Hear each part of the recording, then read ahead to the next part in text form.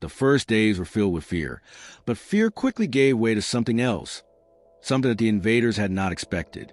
Across the world, people refused to accept the inevitability of conquest.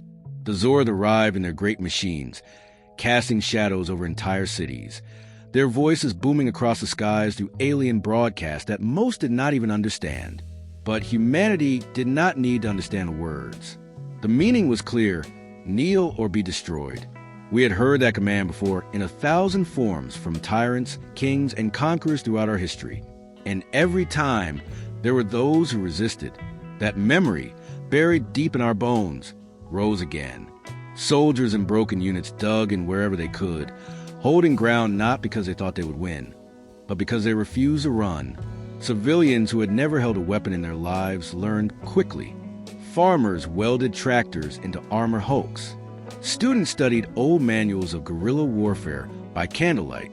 Engineers dragged museum relics, tanks, planes, artillery long considered obsolete, back into service, and to the astonishment of all, they worked. Humanity's past wars have been rehearsals, brutal and bloody lessons that prepared us for the day when survival itself was at stake. The Zorth were not prepared for chaos. Their wars were clean, their victories swift, their enemies cowed by overwhelming technology. But Earth did not fight cleanly. A drone descending on a city might find itself blinded by smoke, tangled in power lines, or swarmed by men with nothing but gasoline bombs and the will to burn. An armored patrol could march confidently into a quiet street, only to vanish beneath rubble as buildings collapse around them, pulled down by human hands. The Dominion called this barbarism. We called it survival. And every act of defiance cost them more than they were willing to admit. One night, above London, the sky turned to fire. A cruiser that had hung in orbit for weeks, a silent terror casting its shadow over millions, suddenly fell. It wasn't the work of any army, not the careful strike of a nation's military, but the stubborn genius of an old engineer who refused to accept defeat. Samuel Patel built his weapon from scraps, fueled it with chemicals mixed in a boatyard, and aimed it with little more than instinct and desperation. No one believed it could work, least of all him, but when the rocket screamed upward and found the belly of that monstrous ship, the impossible became real. The warship cracked open like glass, roaring as it tore through the atmosphere and plunged into the sea. The sound of its fall was heard for miles, but the sound that followed was louder still. The cheers of a city that realized its enemy was not untouchable. From that moment, everything changed. News spread not through satellites or networks. The Zorth had silenced those, but through whispers, scribbled notes, old radios, and word of mouth carried by travelers across shattered landscapes. 3-word became the anthem of a species. They can bleed. Mothers told it to their children before they went to sleep. Fighters painted it on ruined walls. Entire communities, scattered and starving, found strength in those words. The Zorth tightened their grip, furious now, no longer amused. They rained fire on cities, vaporized forests, turned oceans black with the wreckage of their fury. Yet the more they struck, the more we adapted. Humanity had been adapting for millennia to ice ages, plagues, wars, disasters of our own making. Every strike they delivered was another lesson we learned, another trap we devised. Where their fleets were strongest, we grew invisible, turning forests, mountains, and deserts into shields. Where their soldiers were arrogant, we grew cunning, striking from shadows and vanishing before they could respond. Every human loss carved scars deep into us, but those scars became fuel. Grief hardened into defiance, and defiance into unity. For the first time in history, Earth stopped being divided. Nations that had been enemies now fought side by side, their differences washed away by the certainty that survival depended on it. American pilots flew with Russian engineers repairing their planes. African hunters taught European soldiers how to disappear in the wilderness. Asian scientists smuggled inventions across battle lines to resistance groups in South America. We were not one people before, but under the weight of an enemy who saw us as less than nothing, we became one. And the Zorth began to fear. They did not admit it, not at first, but their reports grew darker. They spoke of soldiers who fought long after their bodies should have collapsed. They told of battles where victory came at such cost that their commanders questioned whether it was worth fighting at all. They wrote of humans who laughed even as they died, daring their enemies come closer, daring them to see what true defiance looked like. The Dominion had conquered countless worlds, but never one like ours. Every other species had broken. Eventually, we did not. And in their arrogance, they had never prepared for the possibility that a primitive people could turn defiance into a weapon sharper than any blade. The war stretched on, no longer the swift conquest Azoreth had promised their galaxy. Instead, it became a grinding stalemate, with every inch of Earth contested. They still had the skies, their fleets blotting out the stars. But on the ground, in the jungles, mountains, and cities, the planet belonged to us. Humanity had become the nightmare they never expected, a foe that refused to kneel, refused to surrender, and refused to die quietly. What began as their greatest show of dominance was slowly becoming their greatest mistake. The Zorth soon realized that the war they thought would be a demonstration of power was becoming a wound that refused to close. Their commanders tried to calculate the cost of each engagement, but the math never balanced. Every drone lost to a stone, every soldier ambushed in a ruined alley, every warship harassed by makeshift rockets became a symbol larger than the act itself. Humanity was teaching them a lesson they had never learned before, that wars were not won only by technology, but by will. On the ground, resistance grew more organized. At first, it had been scattered, desperate groups of survivors lashing out with whatever they could find. But slowly, across the wreckage of nations, something remarkable began to happen.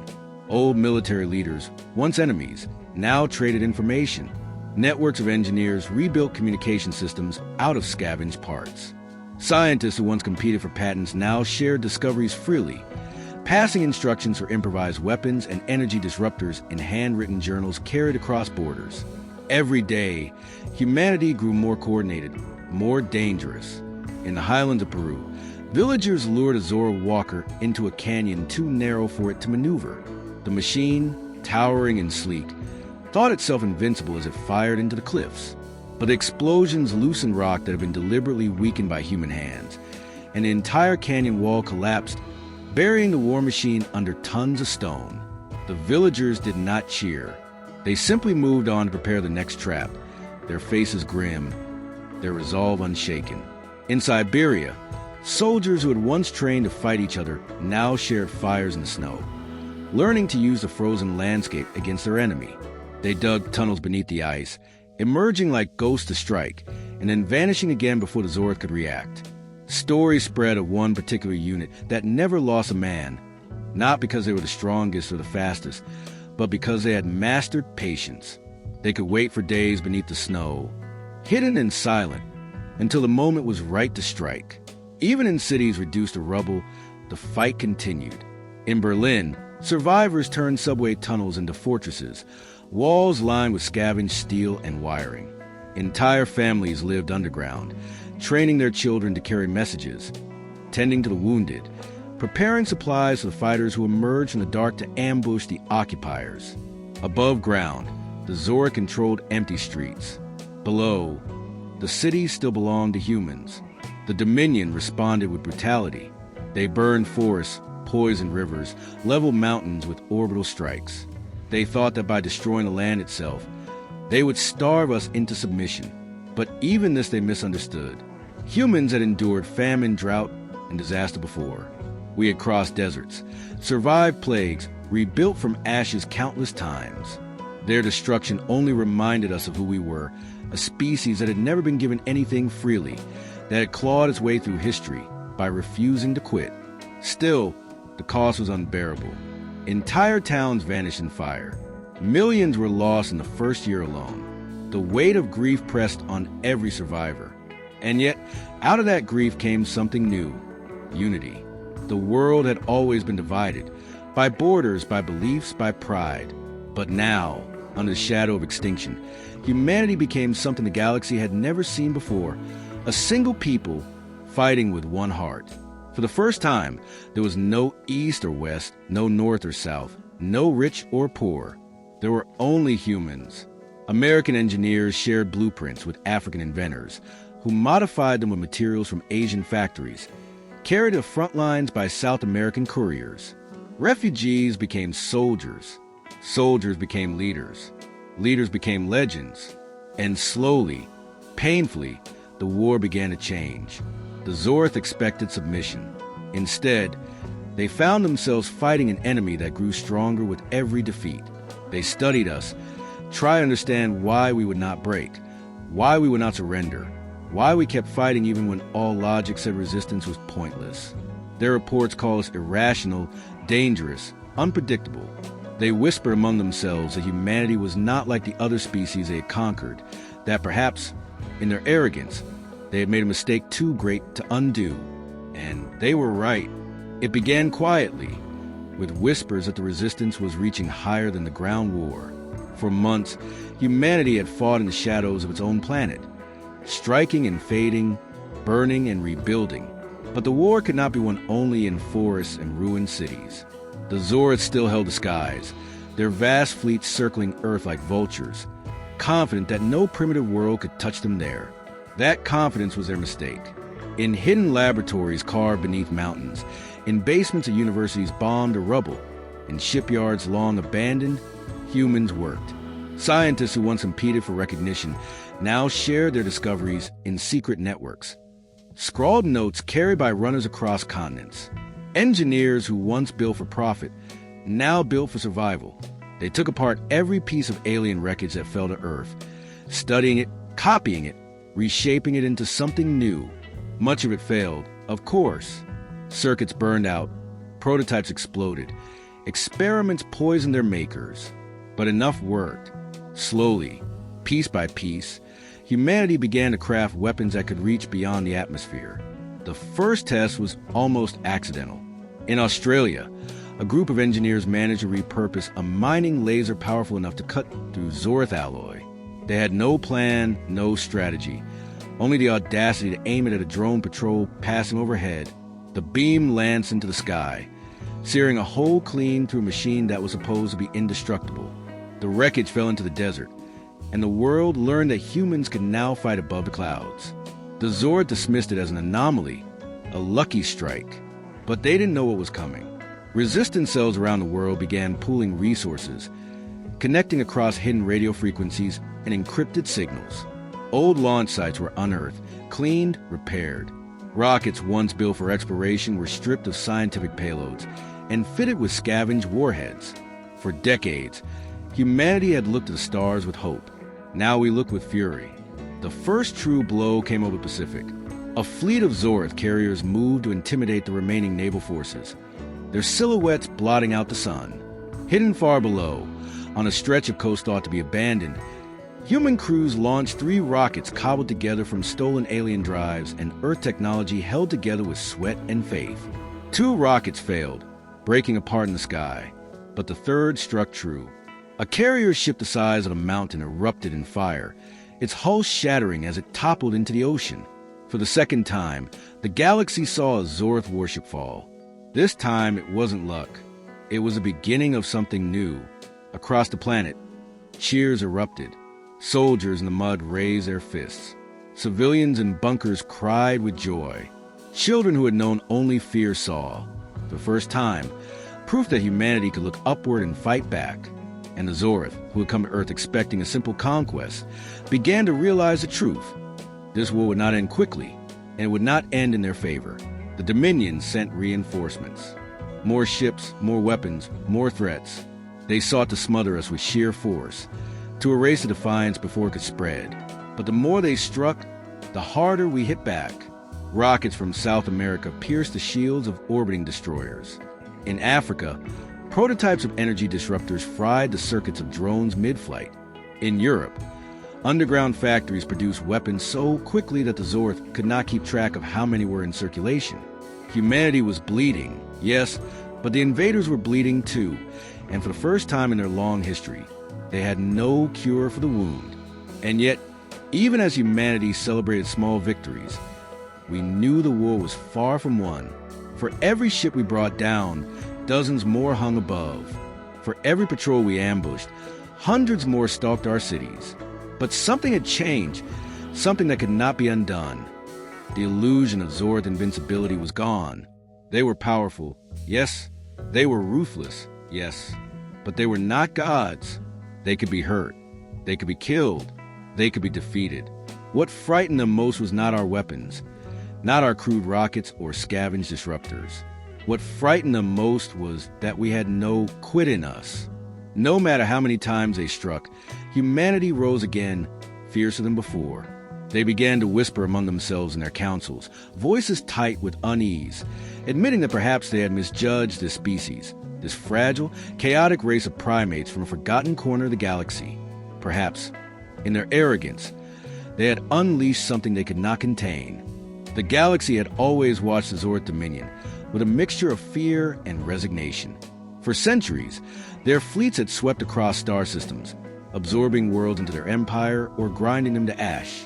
Entire civilizations have been erased with barely a whisper of protest, for who could challenge such overwhelming power? And so, when their warships descended on Earth, the galaxy barely noticed. Another primitive species, another conquest, another victory. It was routine. It was inevitable. But then the broadcast began, not from the Zorth, who kept their defeats buried under layers of lies, but from smugglers, wanderers, and spies who carried fragments of truth across the stars. The crash of a Dominion cruiser in London Bay, the collapse of a walker in the Peruvian highlands, the fiery fall of a carrier into the Pacific Ocean. Each story spread like fire in the dark, whispered in marketplaces, shared in hidden channels, repeated in fearful tones by those who had once believed resistance was hopeless. Other species watched and could not believe what they were hearing. Humans, a Tier 3 civilization, scarcely beyond their own moon, were fighting back, not only surviving, but wounding their conquerors. It was absurd, impossible. Yet the reports kept coming, each more astonishing than the last. And with each story, the galaxy's eyes turned toward the little blue planet at the edge of a spiral arm. On worlds enslaved by the Dominion, whispers began to rise. If the humans could fight, why not us? If the Zorth could bleed, then perhaps their chains could break. Rebellions that had long been dormant stirred again, fueled by the thought of a fragile species standing against giants. The Dominion tried to silence it, branding humans as mad, suicidal, doomed. But the more they tried to control the narrative, the more their fear showed through. Back on Earth, Resistance leaders sensed a shift, even if they could not yet see it. The war had grown darker, bloodier. Cities were flattened, oceans boiled with wreckage, forests burned to black stumps. The cost of every victory was steep, but the invaders were no longer laughing. Their patrols grew cautious, their commanders wary, their strikes more desperate. They had expected a short campaign. Now they were trapped in a war of attrition on a planet that refused to die. In the ashes of Chicago, survivors rebuilt a workshop powered by salvaged alien batteries. From there came weapons crude in design but devastating in effect, railguns that tore through drone armor, EMP devices that shut down entire swarms.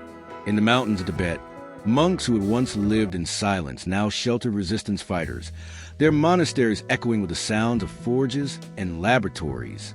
In the ruins of Tokyo, a network of teenagers operated one of the last surviving satellite uplinks, guiding strikes with uncanny precision, earning the nickname the Ghost of the Sky.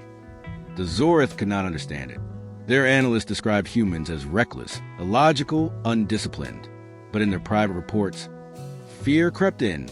They spoke of a species with no central command that nonetheless acted as if united. They noted how quickly humans learned from defeat, how each failed ambush became a blueprint for a more successful one, how every death seemed to breed 10 more willing fighters. They had crushed countless civilizations, but never one that seemed to grow sharper the harder it was pressed. And slowly, the galaxy began to realize the truth the Zorth dared not speak. This war was no longer just about Earth. Humanity had become a symbol. Every act of defiance, every ship brought down, every survivor who refused to kneel was a message to the stars. The Dominion could be resisted. The invincible could be wounded. The mighty could fall. The humans themselves did not yet grasp the scale of what they had unleashed. They fought not for glory or reputation, but for survival, for their homes, their children, their planet. But across the stars, unseen eyes were watching, and where once there had been only fear, now there was hope. The Zorth had set out to make an example of Earth. Instead, they had lit a fire that might one day burn their empire to ash.